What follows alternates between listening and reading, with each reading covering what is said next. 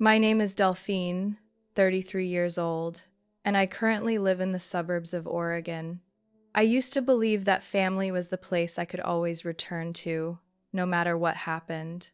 But every bit of trust I carried through adulthood shattered in a single moment. It was Christmas dinner. A long table covered with a red cloth, candles glowing, relatives gathered in full. I had just scooped mashed potatoes I'd made myself when my father Harold suddenly stood, lifted his glass of wine, looked straight at me, and said, "Delphine, you are a burden to this family. Right after the holidays, you need to move out.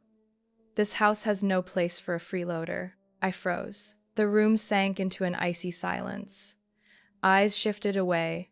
Forks and knives stopped midair. My mother said nothing, only bowed her head.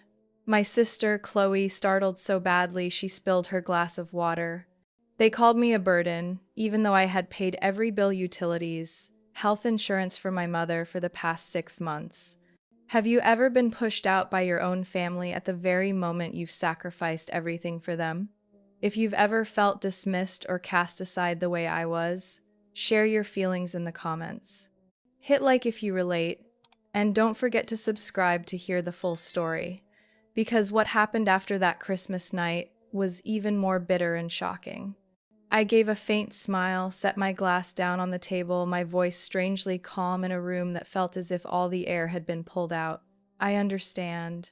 No one answered, not a cough. Not a single pair of eyes dared meet mine. I glanced down the long row of chairs where aunts, uncles, cousins sat stiff as statues. Aunt Janelle gripped her husband's hand tight. Uncle Marvin stared into his glass, swirling wine as though it were the most pressing task. The only one who looked at me was Chloe, my little sister, with reddened eyes brimming with tears, though she said nothing. She was too young to grasp it all, but old enough to sense something had just collapsed beyond repair. I turned to my mother, the woman who once held me through fevers, now avoiding my gaze like someone caught in wrongdoing. She suddenly spoke, her voice as soft as a passing breeze. "Delphine, you'll still cover the insurance this month, won't you? I have a doctor's appointment on Tuesday." I drew a deep breath but didn't answer right away. My heartbeat slowed, as if weighing the worth of each relationship sitting around that table. I had cooked this dinner. I had stood at the stove since dawn, roasting the turkey, making gravy, baking pies, preparing every detail. While they watched football and laughed, I had been the only one working. I had paid the power bill just before shutoff warnings came. I had wired money to cover my mother's health insurance after she lost her accounting job. I had paid for the internet so Chloe could attend online classes, replaced my father's phone when he dropped it into the toilet. And now, they called me a freeloader. The clink of cutlery echoed. Someone poured more wine, trying to smooth over the tension, but it only made the air more awkward.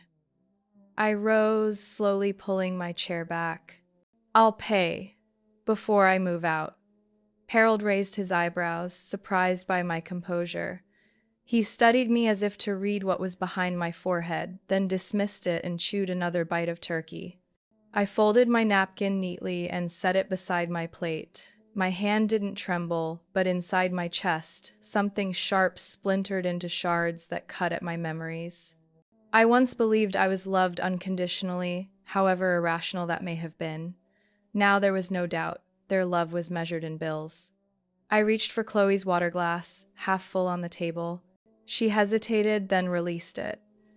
As I carried it into the kitchen, her fingertips brushed my wrist light but unmistakable. Not a plea. Just a silent message. "I see it all. I know what you've done."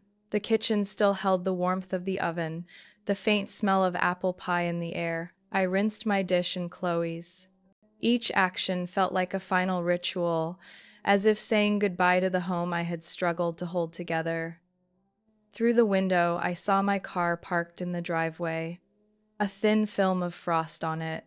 The only thing in this house that was wholly mine. No shared signatures. No one could throw me out of that. Behind me, I heard soft footsteps. Chloe approached, set her plate in the sink. Are you really leaving? She whispered, eyes cast down. I nodded, silent. I had no clear plan yet, only the certainty that I couldn't stay. I couldn't keep pouring my soul, labor, and money into a place that called me a burden. Chloe pressed her lips together, then spoke quietly. Mom said they need your room for storage, especially since Dad is about to get that new cabin. I turned, meeting her gaze. What cabin? She hesitated. I'm not sure. I just overheard Dad on the phone. Sounds like a vacation place, by a lake. I blinked. Another puzzle piece fell into place. I had just paid this month's bills, and he was putting down a deposit on a vacation home? No words of thanks. No hesitation in stripping away my only living space to stockpile furniture for his dream. Chloe fidgeted, then murmured, I'm sorry, I don't know what to do. I squeezed her shoulder gently. It's not your fault, you're still a kid. You're not supposed to protect me. If anything, it's the other way around. She nodded, eyes wet. Back in my room, I pulled out a suitcase. With every shirt I folded, I recalled a bill I'd paid, a meal I'd cooked, a night I'd stayed up when Mom coughed nonstop, a morning I postponed a meeting to drive Dad to the dentist. None of it remembered. Just me, and a wallet drained more each month. Outside, Christmas lights sparkled across the neighborhood. Laughter drifted, the scent of gingerbread from next door. On a night meant for gathering, I packed my life like a traveler, leaving behind a land that no longer had space for me. Chloe lingered in the doorway, silent, as if engraving the scene into memory, afraid it might repeat for her someday. I sat on the floor among piles of clothes, documents, and tangled emotions. My hand brushed a stack of old envelopes wedged deep in the nightstand drawer. Addressed to me, but not in my handwriting. At least 3 bore the McKinley Bank logo, the same bank near where Dad once worked. I carefully tore one open, heart pounding. A savings account statement appeared. Account holder, Harold Mitchell. The most recent deposit, $2,000, just days before Christmas. I opened the second, then the third. The balance climbed steadily each month, as if someone was building toward a private plan. While I cut back on meals, lived on instant noodles, gave up buying a winter coat to pay the power bill he had been quietly hoarding, I went straight to the garage where an old filing cabinet Saturday. Years ago, Mom had asked me to organize family papers there because you're the only one patient enough for numbers. Under dim light, I pulled out a folder. Inside was a contract. Deposit for a lakeside cabin at Lakeview.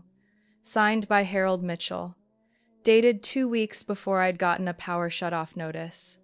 In the margin, in blue pen, he had scrawled, Phase 1, deposit, $5,000. Pay second installment after holidays. I closed my eyes, forehead resting against the cold metal cabinet. On one side, the power bill I had rushed to pay so the house stayed warm in early winter. On the other, my father's dream cabin, funded by the very money I had bled from my modest admin salary. Back inside, I opened my laptop. The spreadsheet I'd made in summer still tracked every expense. Electricity, water, gas, internet, health insurance, even the refrigerator I'd bought when the old one broke in July. Total spent in 6 months. Over $12,000. I pulled up Mom's insurance payment confirmation. My name listed as payer. I printed it, stacking it with the bank statements. Chloe tapped lightly at my door. You're not asleep yet? I shook my head. Come in. She stepped inside, clutching a pillow, eyes falling on the papers spread across my desk. Dad really used your money to put down on the cabin?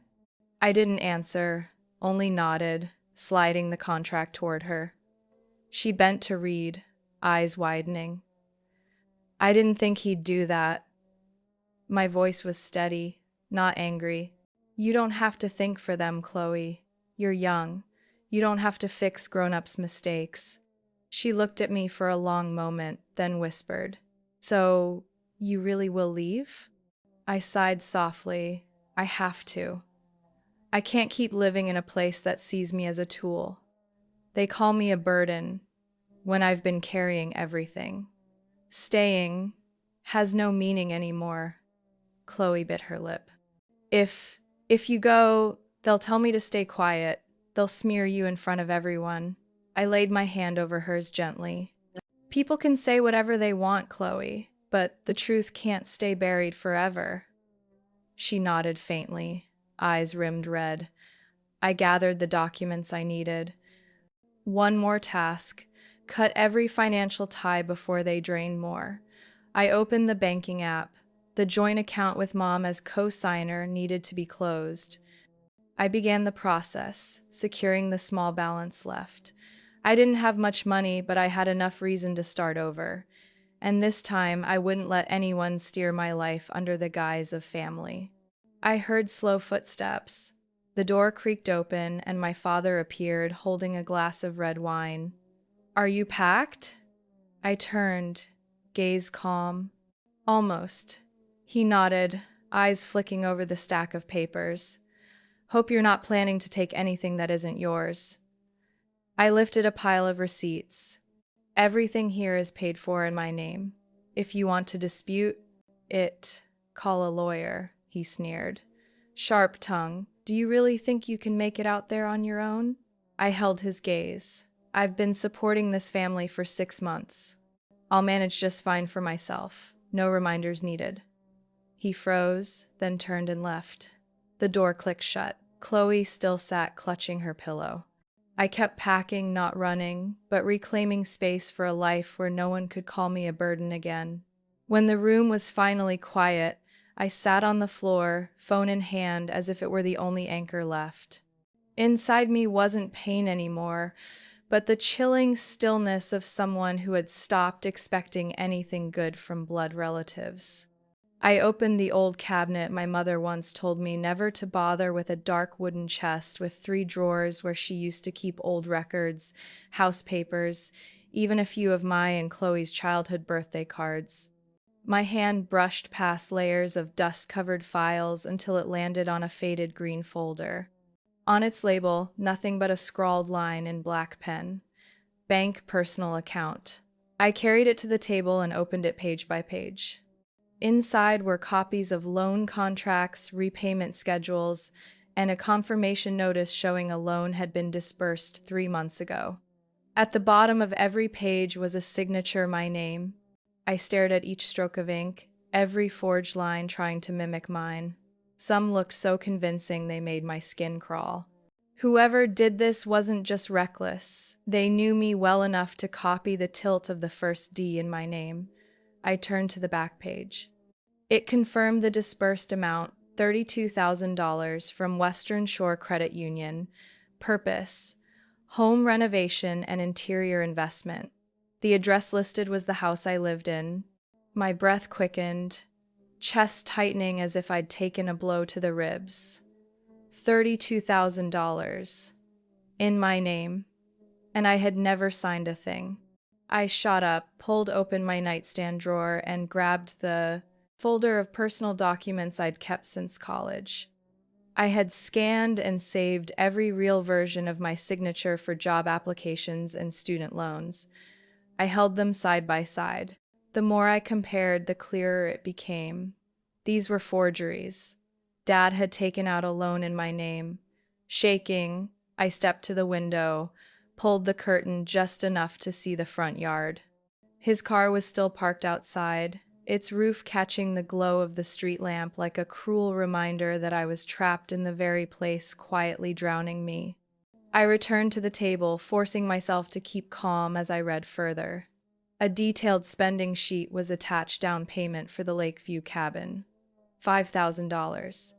Payments for a new wooden cabinet, a wall-mounted TV, installation of a sound system, and a luxury coffee machine, all in the same month. I'd postponed my own health insurance payment because I was short on cash. The truth hit hard. I wasn't just a temporary source of money for this family. I had become their financial tool, the legal front for a massive loan that fueled their comforts. Chloe walked in, eyes shadowed from lack of sleep. "You're still awake?" I motioned for her to shut the door and pointed at the folder on the desk. "Dad used my name to borrow over $30,000, and he forged my signature." She stepped closer, leaned over the documents. Seconds later, she looked at me, eyes wide with shock. How could he do that?" I gave a bitter smile. "Probably wasn't hard. My name is still on the household records. They've always had my personal documents in the family files. And my signature, he's seen it his whole life." Chloe was silent for a long while before whispering, "So, if you call the police, would he be arrested?" I shook my head. "It's not that simple. If I can't prove I had no knowledge of it, I could be sued for defaulting." I leaned back against the wall. "I think I need a lawyer." Chloe sat beside me, hesitant. "I overheard Dad on the phone 2 weeks ago. Someone named Carl from the bank called about contract confirmation. Dad said, she never reads the paperwork. She thinks everything is out of love. We don't have much time left." I turned sharply, a chill slicing through me. "Are you sure?" She nodded.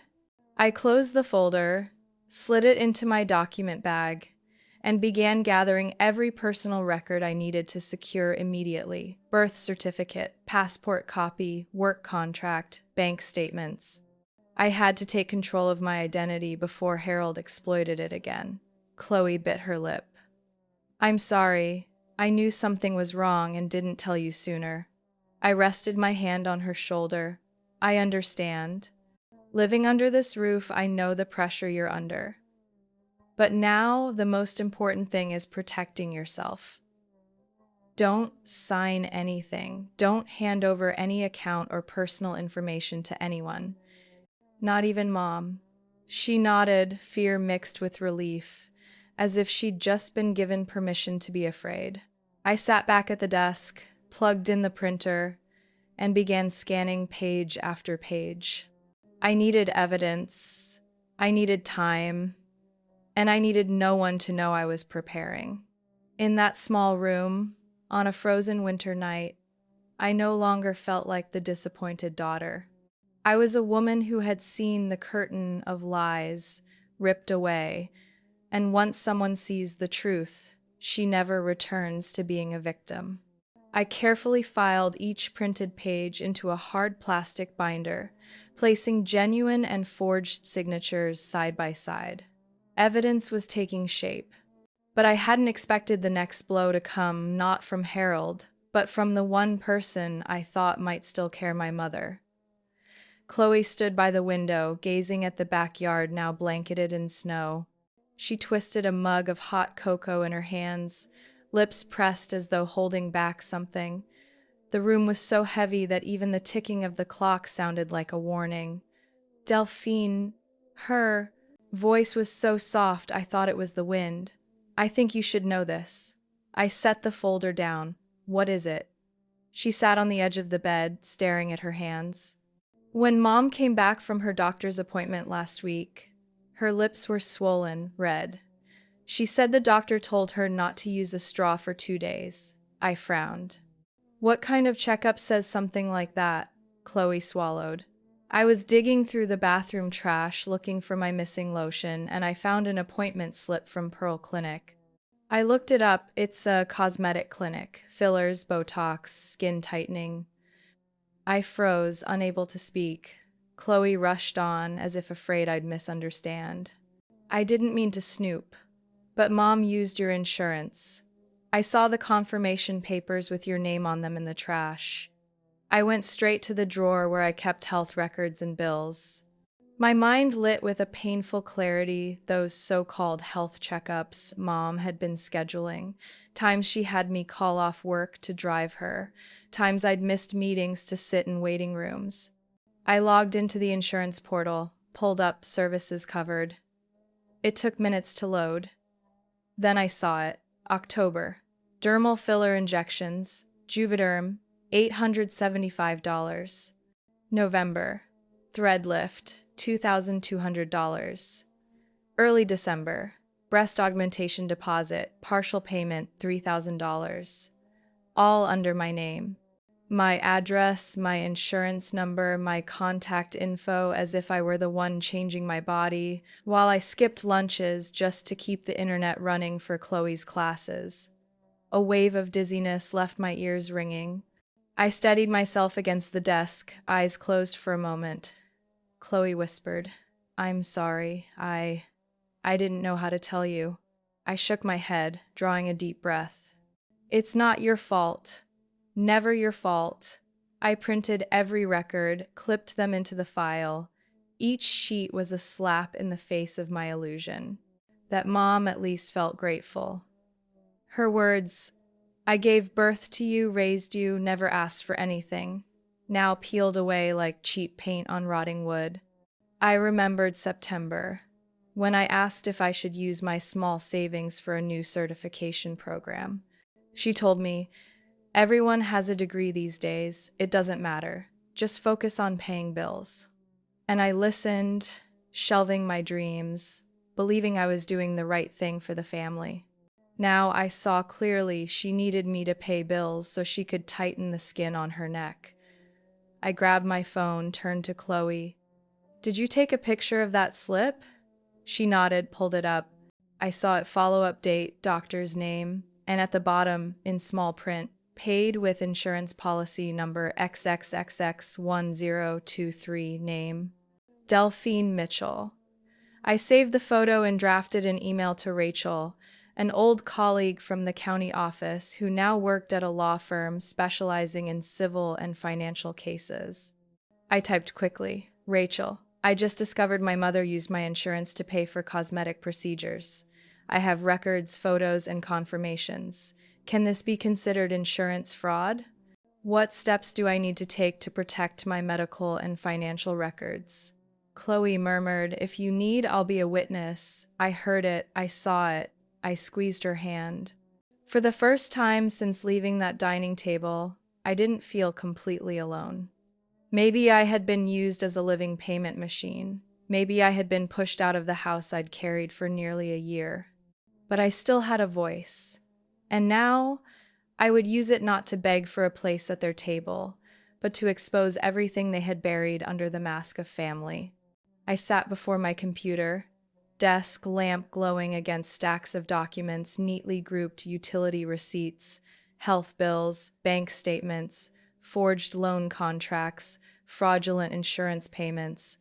Each one scanned, backed up to drives and cloud storage. No room for error. Every record, every number, every detail was now a shield. I was no longer the woman quietly bleeding herself dry for others. I was the woman holding evidence. And more importantly, I was finally beginning to have choices. I called Rachel as the clock neared 8 p.m. She picked up on the second ring. "Delphine, are you all right?" Her voice was clear, cautious, the instinct of a lawyer sensing something serious. "I need help," I said, steady but brief. "How serious?" "I might be tied to a $32,000 loan. My name, forged signature, and my mother's been using my insurance for cosmetic surgery." Rachel was silent for a few seconds. I could almost picture her taking a deep breath on the other end, as if preparing for an emergency meeting. "Delphine, listen carefully to every step. First, did you back everything up? Documents, photos, original scans?" "I saved it all, both hard copies and digital. Sorted by category." "Good. Now the next step. You need to immediately detach yourself from every financial account connected to them. If your name is still linked with your parents anywhere, bank, credit card, utilities, you must cancel or transfer it right away. If not, one missed payment, even on purpose, could drag your credit score down." I nodded, even though Rachel couldn't see me. "I'll do it first thing tomorrow morning." "You can't wait until morning. If they borrow more or forge another document, things could spiral out of control." You should call the bank tonight to freeze identity verification. I'll also send you the form to report signature forgery to the state's legal office. That process needs to start now.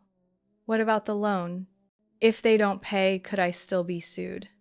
Rachel paused, then spoke bluntly. Yes. At least on paper, that debt is fully under your name. If the lender doesn't know the signature is fake, they'll assume you're the borrower. And if you don't act quickly, you'll have to prove in court that you weren't involved. By then, your credit score could already be damaged. I clenched the phone, shoulders stiff. So, if I do nothing, I could end up in court for money I never knew existed. Exactly. But don't panic. You have evidence. What matters is following the legal process properly. You need to file a sworn statement, document the exact time you discovered the forgery, and gather every record that shows your real signature. I'll help review the files. If necessary, I'll represent you. Her voice was firm, decisive. For the first time, I felt someone standing on my side without hesitation, without demanding proof of my worth. Thank you, I whispered. Thank you for not asking. Are you sure? Like everyone else. Delphine, Rachel's tone softened. I know you. You're not the kind of person who makes things up over family disagreements. If you say something, I believe it's true. For now, avoid direct confrontation. Keep all communication in writing. No face-to-face arguments, no chances for them to twist the story. I wrote down every instruction, checking each task off. Close old accounts. Change email passwords. Activate two-factor authentication for all storage platforms. Review access history. And at dawn, call the bank to freeze my credit profile. After the call, I turned off the lights, leaving only the soft glow of the bedside lamp. Chloe was asleep, her face peaceful, untouched by the hidden knives I carried daily. I sat at the edge of the bed, brushed a finger gently across her forehead, a habit from when she was little. I whispered, more to myself than to her, I can't let them strip away my dignity. And I can't let you grow up thinking this is normal. Near midnight, I printed a preliminary report on the forged signatures, attaching comparison images and all insurance payment records. One copy went into a zippered file folder. Another went into the small safe at my friend Drew's place. He had once said, keep it here, safer that way. Before bed, I opened the file again, flipping to the page with Mom's last payment slip from Pearl Clinic. In the corner, there was a scrawled signature, Delphine Mitchell. Crooked, sloppy, reluctant. I drew a red line straight through it, then wrote beneath it, not me. I closed the folder, set it on the table, and turned off the light. A person can lose money, houses, even reputation, but only when they stay silent do they truly lose control of their life. I wasn't going to be silent anymore. I was sitting on the living room floor at Drew's apartment, the safe haven he'd offered me since Christmas night when pounding shook the door. At first, I thought someone had the wrong address, but when the voice roared through the crack, I recognized Harold instantly. Delphine, get out here. You think you can hide forever? I froze, pen still in my hand, halting mid-sentence in my journal. Drew had left less than an hour ago. Chloe was back at Mom's since she had school early tomorrow. I was alone, surrounded by every file I'd gathered on the table, in the safe, in the hard drive, hidden under the bed. I crept to the door, didn't open it, just peeked through the peephole. Harold stood there, face flushed, hair disheveled, clutching a stack of papers. His eyes darted, as if calculating whether to break the door down with his shoulder. Alcohol laced his voice, each word striking my chest like a hammer. You're destroying this family. You're not ashamed, accusing your own parents? I didn't answer, didn't open the door.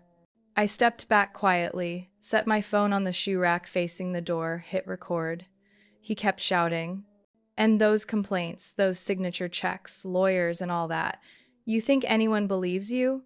You're unstable, always imagining things. I'll sue you for defamation. I trembled not from fear, but from rage boiling under my skin. Each word only pushed me closer to a decision I couldn't take back. As his pounding weakened, I heard neighbors stirring. The door across the hall cracked open. Mrs. Helen, the widowed woman upstairs, peered out, frowning. "What are you doing out here? Should I call the police?" she snapped. Harold spun toward her, pointing. "This is my family's business. Stay out of it."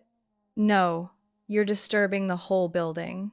I'll report you to management," she retorted, slamming her door. I waited a few more minutes. Harold finally backed away, tossed the papers on the floor, muttering as he stumbled off, his shoes scraping against the frost-hardened concrete. I opened my phone, snapped photos of the papers. They were printouts of emails between Rachel and me, scribbled over in red ink. "You're no longer my daughter. Don't come back." I gathered them into my file folder, then immediately logged onto the local court website. I filled out the emergency restraining order request, carefully typed each section, attached the video I'd just recorded, the photos of the discarded papers, and the audio from last week's phone threat. When I hit submit, my hands were ice cold but steady. Half an hour later, I received a text from Mom. Not concern, not apology, just one line. "If you don't come back, we'll tell the family you're mentally ill. No one will believe you." I read it over and over. My first feeling wasn't anger, it was a sharp ache in my chest, as if someone had severed the last fragile hope that my family could be salvaged. I screenshotted the message, added it to the record I was compiling with Rachel. I knew exactly what they wanted: to strip me of credibility, to make my words meaningless to relatives, neighbors, even the law. But they forgot one thing: I had proof. And I wasn't silent anymore. Drew returned around 10 p.m., finding me printing another copy of the restraining order request, the thick file stacked neatly on the table. "You okay?" he asked, setting a bag of food in the kitchen. Harold was here, yelling, threatening, throwing papers. I recorded it all, and I filed the petition. Drew frowned. "And your mom?" I turned the screen to show him the text. He clenched his jaw, shaking his head. "Unbelievable. They've got no boundaries left." I nodded, voice calm but bitter. "They never had boundaries. I just used to think it was love in their own way." We ate quietly. Drew didn't ask questions, just slid a grilled chicken sandwich and hot tea across to me. That gesture meant more than 100 promises from the people I once called blood. That night, I drafted an email to building management attaching Harold's video. I requested an additional security camera at my door, reported the disturbance, and asked for support if he returned. Before bed, I received an email from Rachel confirming my file was strong enough for the court to consider urgent review. She assured me she would represent me at the hearing if granted. I shut my laptop, pulled the blanket over my chest, and stared at the ceiling in the dark. Outside, snow had begun to fall, soft, thin, cold. This little room wasn't mine forever, but for now, it was the only place I wasn't called a burden, where I wasn't used or demanded from. Just me, and the papers proving my silence was over. The next morning, I arrived at Western Shore Credit Union for a meeting Rachel had arranged with Sandra Reynolds, the account manager. Rachel had already sent legal documents ahead.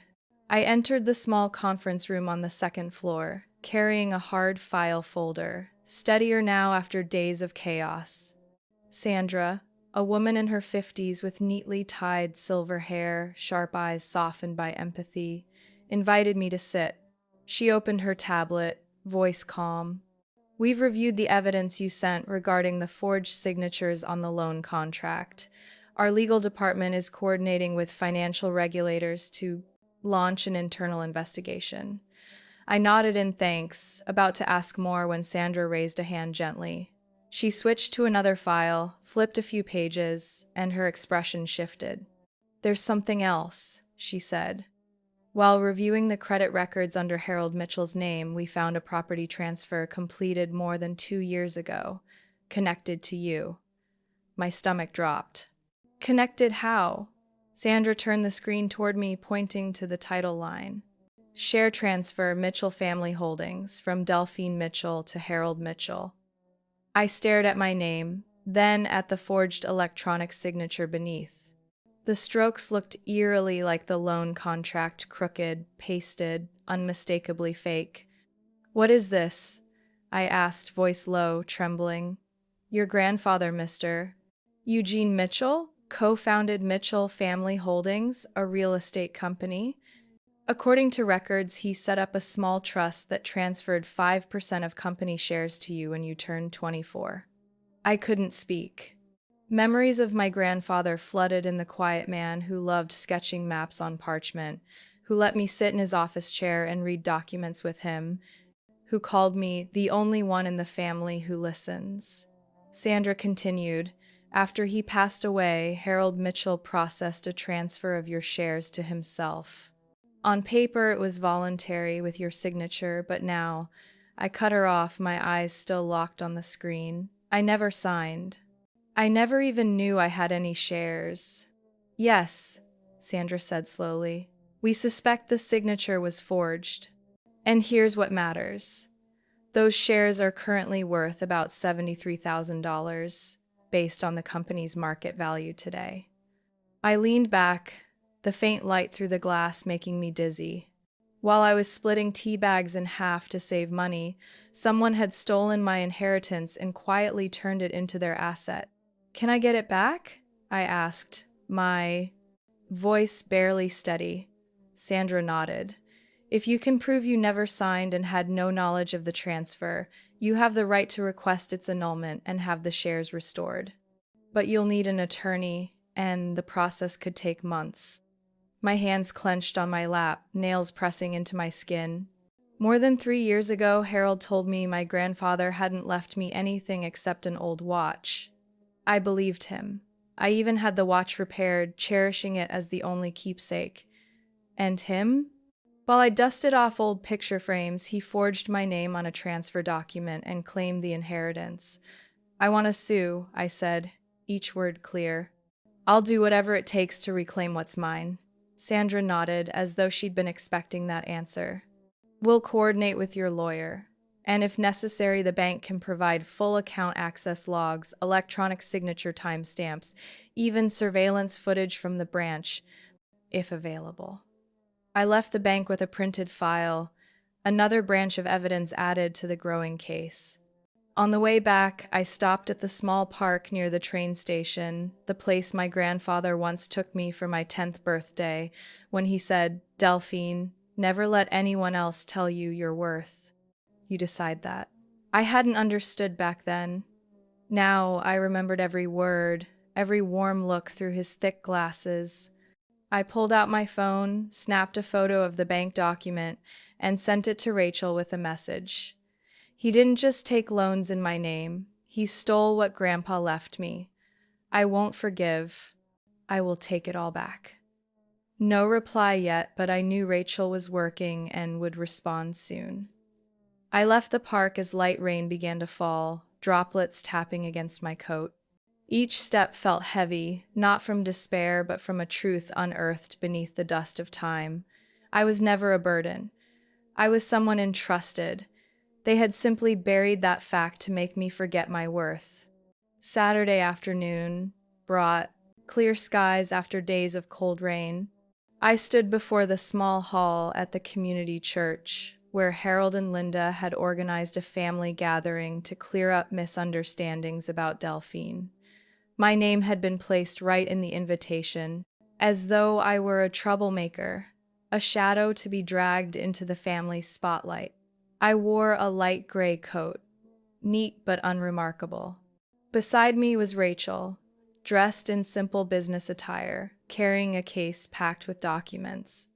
We had prepared carefully not to argue with emotions, but to present the truth with evidence, not tears. I drew a deep breath and pushed open the wooden door. Inside, about 30 people sat scattered across rows of plastic chairs. Nearly all were relatives: Aunt Janelle, Uncle Marvin, Aunt Elaine, cousins I once shared Thanksgiving dinners with. Now they all sat in silence, eyes fixed on the long table where Harold and Linda sat at the center, presiding like it was a hearing. Harold stopped mid-sentence when he saw me. "Oh, finally here," he sneered, his tone dry. "We were just talking about you, Delphine." I didn't respond. Rachel pulled out a chair beside me, set her case down, and began sorting the documents into 3 piles. Linda glanced over, her eyes flickering with worry, though her face tried to stay calm. Harold pointed at me, raising his voice so all could hear. "Delphine has been acting irrational, threatening her parents, inventing lies about debts, and spreading dangerous accusations. We're holding this meeting to set things straight. She needs help, not a lawyer." Murmurs rippled across the room, hesitant glances thrown my way. Rachel stood, her voice steady and clear. "I'm Rachel Sterling, legal representative for Miss Delphine Mitchell. We are here not to argue feelings, but to present evidence. I ask you to listen for a few minutes and draw your own conclusions." No one replied, but the atmosphere shifted. Rachel began. She laid out the first stack: 6 months of bills, electricity, water, health insurance, internet, even receipts for a new fridge and roof repairs. Each payment had invoices, delivery signatures, time-stamped receipts, all under my name. Rachel spoke evenly. "These are the expenses Miss Delphine covered for her family over the past 6 months. Total, $12,300, no interest, no repayment demanded." Whispers broke out. Aunt Janelle stared at her lap. Uncle Marvin frowned deeply. I rose, speaking slowly. "While I paid every bill, my father opened a secret savings account, making regular deposits. Part of that money was used as a down payment on a vacation cabin while our family still owed money on electricity." Rachel moved to the second stack, the forged loan contract for $32,000 under my name. "The signature here," she pointed, "has been independently verified. Compared against Miss Delphine's authentic signature, this is a forgery. If necessary, we will present this in court." Harold's voice cracked as he cut in. "You're accusing me of a crime? Based on what?"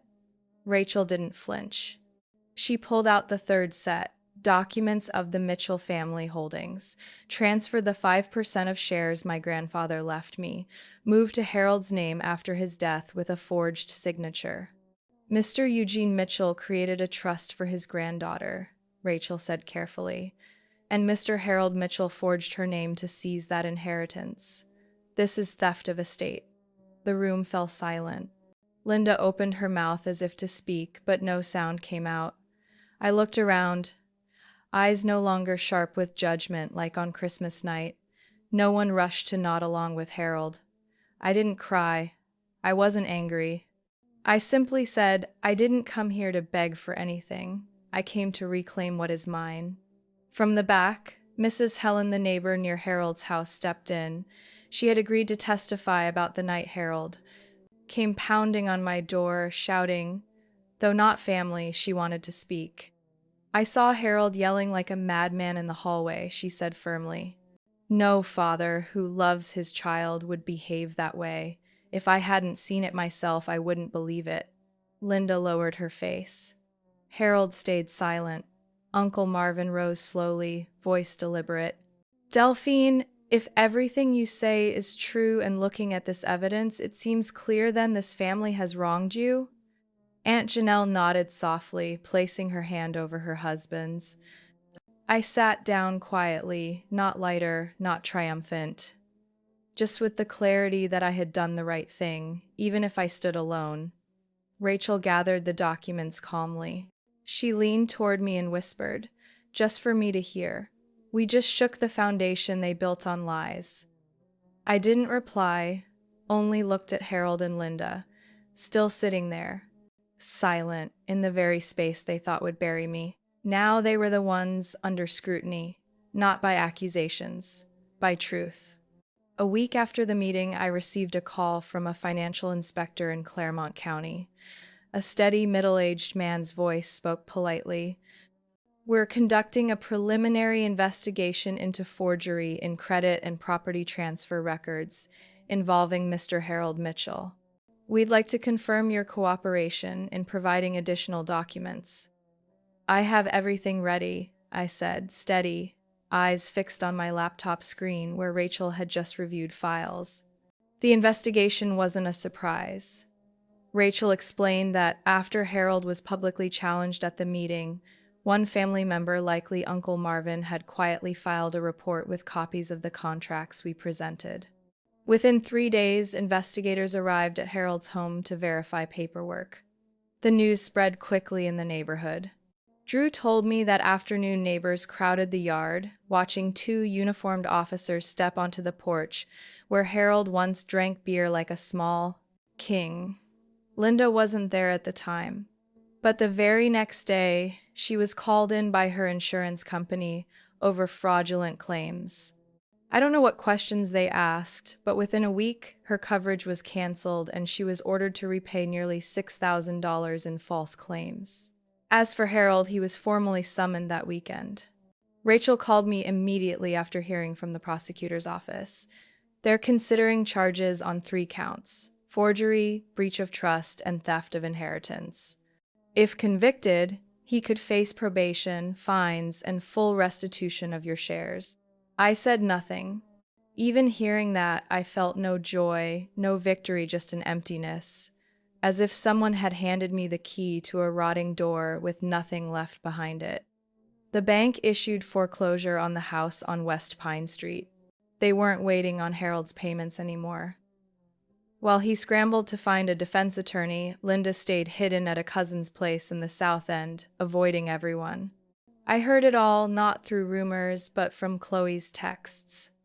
"Sis, they're about to lose the house." I stared at the words, hand slack. Moments later, another buzz. "I don't want to stay here. I can't. I want to be with you. Please don't leave me here." It felt like a hand squeezed my chest. We met at a cafe near her high school.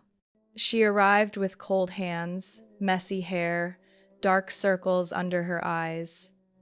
The moment she saw me, Chloe burst into tears, clinging to me as if I might vanish. "I can't take it anymore.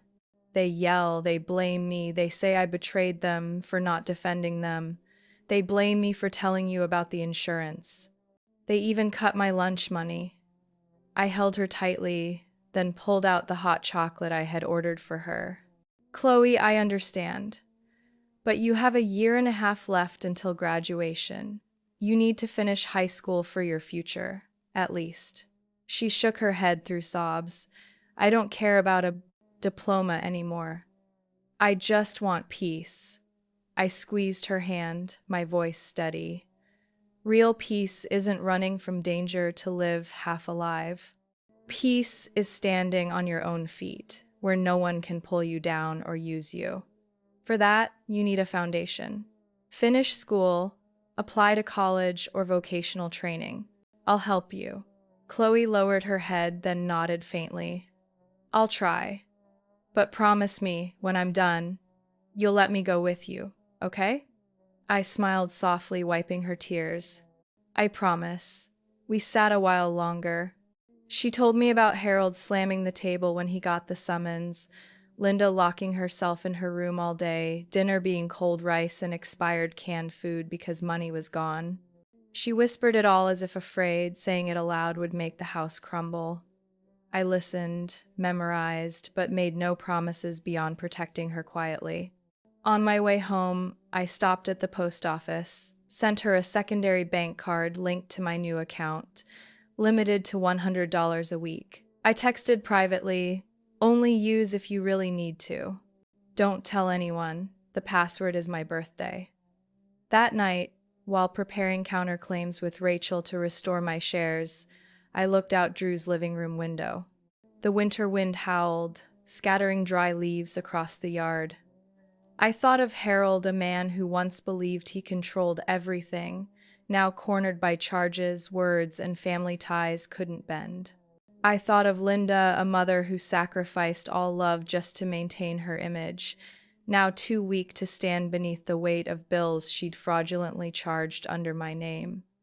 I thought of Chloe. She was still too young to understand everything cracking beneath the ground of our family, but at least she had begun to step out of that darkness. And me, I didn't feel triumphant. But I no longer bowed my head. Not anymore. Never again. A year passed, faster than I imagined. I stood in the middle of my apartment on a Sunday morning at the end of November, sunlight filtering through the curtains, shining on the beige walls I had chosen myself. The apartment was on the third floor of a renovated old building in Greenpoint, quiet, tree-lined, close enough that I could walk to my small office at the end of the street. Not luxurious, but it was mine. No one else had the right to tell me where I should live or how I should exist.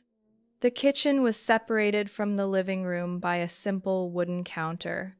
On it sat a pile of accounting files, unfinished contracts, and a half-empty cup of coffee gone cold.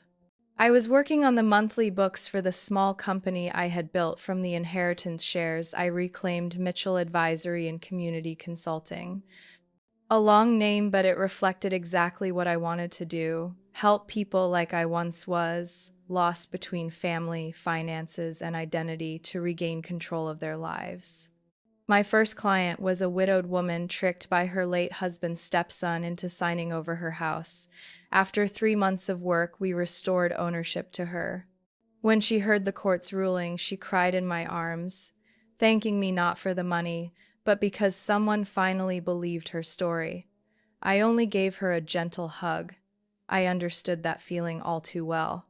A knock at the door made me look up. I opened it and found Chloe standing there, hand on her suitcase, coat draped across her shoulders, her face flushed from the cold. The familiar scent of her hair drifted in with the wind. "You thought you could forget me," Chloe said, half teasing, half serious. I pulled her inside and shut the door. "Never." We hugged a little longer this time. Chloe sat on the sofa, unwrapped her scarf, and looked around the room as though visiting a part of memory that had been locked away. "So different from the old house," she whispered. I smiled. I didn't keep anything from that place, except the kettle. "And me," Chloe added softly. I looked at her and saw in her eyes no more hesitation or regret like last year. Instead, there was quiet determination, firm and steady. "Delphine," she hesitated. "I applied to study social work at the state university. I got in." I froze for a moment, then smiled fully. "So, you've chosen?" "Not just chosen. I want to be like you." Her words came without hesitation. "Not your job or money. The way you stood up. The way you refused to let anyone tell you you were wrong just for not following along." I sat beside her, squeezing her hand gently. "I'm no one's role model, Chloe. You're mine," she said without a doubt. We sat like that for a long while. Outside the window, golden leaves spun in the wind, bare branches revealing the sharp edge of winter's arrival.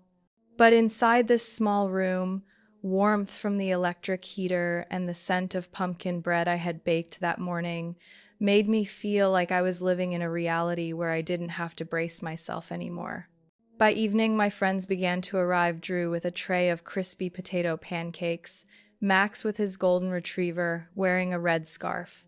Our group wasn't large, just 8 people around a round table, dishes mismatched but clean and inviting.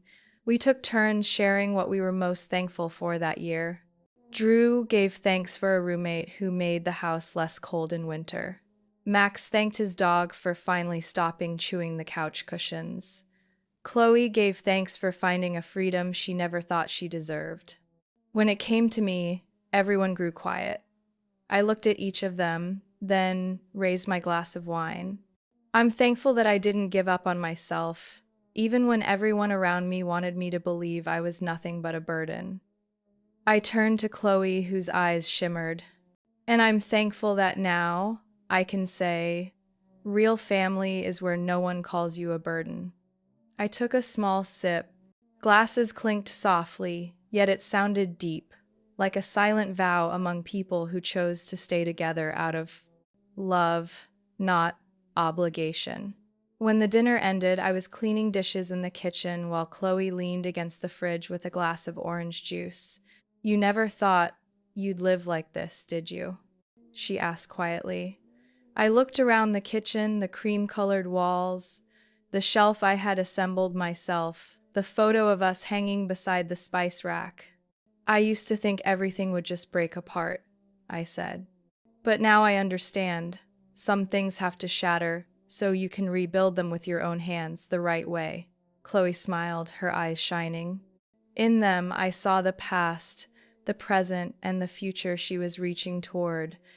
And me too. Not for revenge, not to prove anything, just to live in a way no one had the right to label me anymore.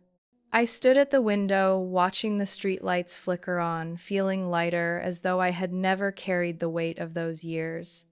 Life doesn't guarantee everyone a warm family at birth, but I believe everyone deserves a home where they are seen, heard, and loved, without having to sacrifice dignity or silence. My story may not be perfect. It may feel unfamiliar to some, but I believe somewhere in it, someone will find a piece of themselves. A child who tried to be dutiful, a sister whose love knew limits, a woman who dared to say, enough, to begin again for her own life. Have you ever felt like a burden in your own family? If you've ever felt dismissed, if you've longed to live a life that was truly yours, I hope you'll share your thoughts. Sometimes, a single word of empathy is enough to remind someone they're not alone in their journey to reclaim self-worth. Thank you for walking with me through this chapter. If you enjoy stories of family ties, quiet but fierce defiance, and the healing that follows wounds left by those closest to us, please follow this channel to hear more true slices of life. Because after all the storms, what we need most is still a place we can call home, a place where no one is called a burden, and every heart has a space to rest.